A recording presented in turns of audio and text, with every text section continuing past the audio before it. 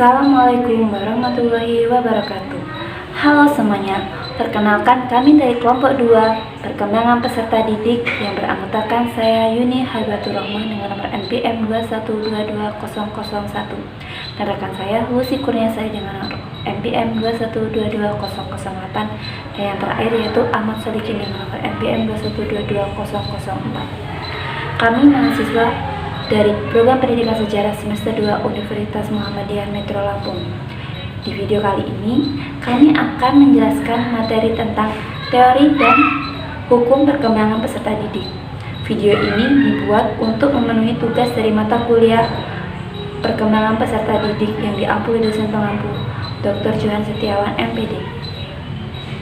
Mengenai materi yang pertama yaitu tentang teori perkembangan peserta didik.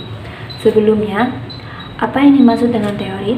Teori adalah suatu sistem yang diorganisasikan secara logis yang diperoleh melalui pendekatan yang dilakukan secara sistematis. Teori yang pertama yaitu teori nativisme. Teori nativisme pertama kali diungkapkan oleh Schopenhauer yang merupakan ilmuwan yang berasal dari Jerman. Ia berpendapat bahwa anak yang baru lahir sudah dilengkapi dengan pembawaan bakat alami atau yang biasa disebut dengan kodrat. Nah, kodrat inilah yang menentukan kepribadian dari seorang anak. Oleh karena itu, melalui pengajaran dan pendidikan tersebut tidak akan mengubah sifat pembawaan dari seorang anak tersebut, sehingga pendidikan dari luar akan menjadi sia-sia. Nama lain dari teori nativisme yaitu teori pesimisme dan teori biologisme. Teori yang kedua yaitu teori empirisme. Teori ini dikemukakan oleh ahli yang bernama Francis Bacon dan John Locke yang berasal dari Inggris. Mereka mengungkapkan bahwa anak yang lahir perkembangannya dipengaruhi oleh pengaruh dari luar yang dapat berupa pendidikan maupun pengajaran. Teori ini mengibaratkan bahwa anak itu putih bersih seperti meja lilin atau biasa dikenal dengan tabula rasa. Jadi, teori ini berpendapat bahwa melalui pendidikan ini, corak dan bentuk perkembangan anak dapat diketahui. Teori yang ketiga yaitu teori konvergensi. Teori konvergensi diungkap oleh ahli yang bernama William Stern dan istrinya yang bernama Clara Stern. Mereka mengungkap bahwa perkembangan anak dipengaruhi oleh dua faktor, yaitu faktor bakat dan faktor dari luar. Oleh sebab itu, dapat dipahami bahwa dalam membina peserta didik atau anak dapat dilakukan melalui pendidikan yang baik dan juga ditopang oleh bakat yang mereka miliki sejak lahir. Teori perkembangan yang selanjutnya yaitu teori perkembangan kontemporer. Teori ini berpacu atau didasarkan pada tahapan usia masing-masing anak, di mana salah satu aspek yang dibahas yaitu aspek kognitif. Menurut Piaget, kognitif atau perkembangan kognitif adalah suatu proses genetika yang didasarkan pada mekanisme biologis perkembangan sistem saraf, di mana teori ini menganggap bahwa anak dapat berpikir secara kritis sehingga penalarannya dapat memecahkan masalah yang kompleks. Teori yang kelima yaitu teori rekapitulasi. Teori ini mengungkapkan bahwa jiwa seorang anak merupakan hasil pengembangan dari semua jenis kehidupan manusia, di mana teori ini disebut dengan teori oogenes recapitulans phylogenes. Teori yang keenam yaitu teori psikodinamika. Teori psikodinamika mengungkapkan bahwa perkembangan jiwa anak ditentukan oleh komponen dasar yang bersifat sosioafektif, di mana ketegangan pada diri seseorang juga ikut menentukan bagaimana mereka di tengah-tengah lingkungan. Teori yang ketujuh yaitu teori kemungkinan berkembang. Teori kemungkinan berkembang dikemukakan oleh seorang ahli yang bernama Dr. M.J. Levert. Dia merupakan seorang ahli yang berasal dari Belanda. Ia mengungkapkan 3 hal tentang perkembangan anak. Yang pertama yaitu anak adalah manusia yang hidup. Yang kedua, waktu anak dilahirkan dalam kondisi tidak berdaya dan membutuhkan pertolongan. Dan yang terakhir, anak melakukan kegiatan yang bersifat pasif dan bersifat aktif. Teori yang terakhir atau teori yang ke-8 adalah teori interaksionisme.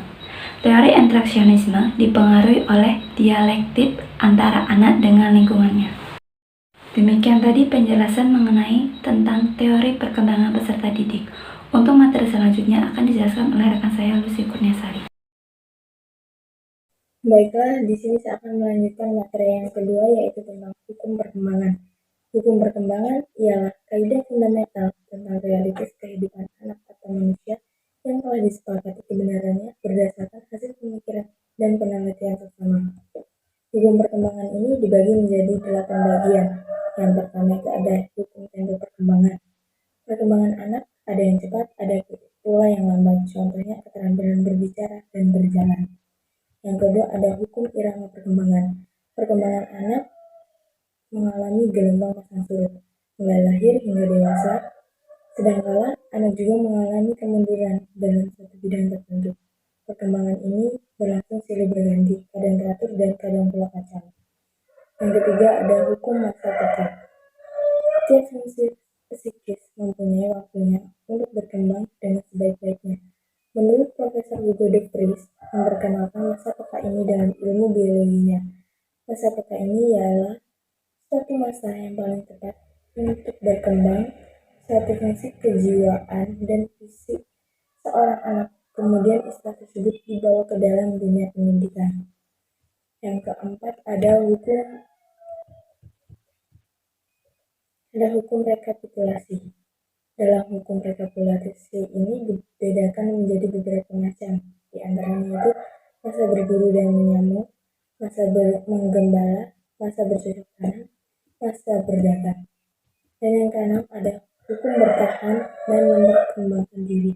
Dorongan yang pertama adalah dorongan untuk mempertahankan diri, kemudian disusul dengan dorongan mengembangkan diri. Dorongan mempertahankan diri terwujud seperti pada dorongan makan dan menjaga diri sendiri. Dalam perkembangan jasmani terlihat hasrat dasar untuk mengembangkan pembawaannya. Yang ketujuh ada hukum konvergensi. William Stern menghubungkan bahwa perkembangan yang dialami anak dipengaruhi oleh unsur lingkungan dan bawaannya. Proporsinya bervariasi. Pengaruh unsur bawaan dan lingkungan bisa sama kuatnya atau bisa salah satunya lebih kuat pengaruhnya dibandingkan perkembangan. Yang terakhir itu ada hukum hierarki perkembangan. Perkembangan anak tidak mungkin akan mencapai satu fase tertentu dengan cara spontan atau sekaligus, akan tetapi melalui tingkatan tertentu yang telah tersusun sedemikian rupa. Di sini saya Mas Alkin PM 212204 akan membacakan hasil kelompok kami, yaitu dengan kesimpulan dari makalah di atas dapat diketahui bahwa banyak ahli yang menyatakan pendapatnya mengenai teori dan hukum perkembangan, karakter dan peserta didik yang diajarkan dalam kelas. Teori-teori perkembangan diantaranya adalah teori nativisme, teori konvergensi, dan kontemporer. Sedangkan mengenai hukum perkembangan juga memiliki beberapa macam diantaranya, yaitu tempo perkembangan, masa peka, kesatuan organ, rekapitulasi, pertahanan, dan perkembangan diri. Dengan demikian diketahui tentang teori-teori dan hukum perkembangan. Diharapkan para pendidik tidak salah dalam memilih karakter dan peserta didiknya. Nah, itu tadi video penjelasan tentang materi dari kelompok kami. Apabila ada salah kata, kami mohon maaf. Kami akhiri. Wassalamualaikum warahmatullahi wabarakatuh. Sampai jumpa di video selanjutnya.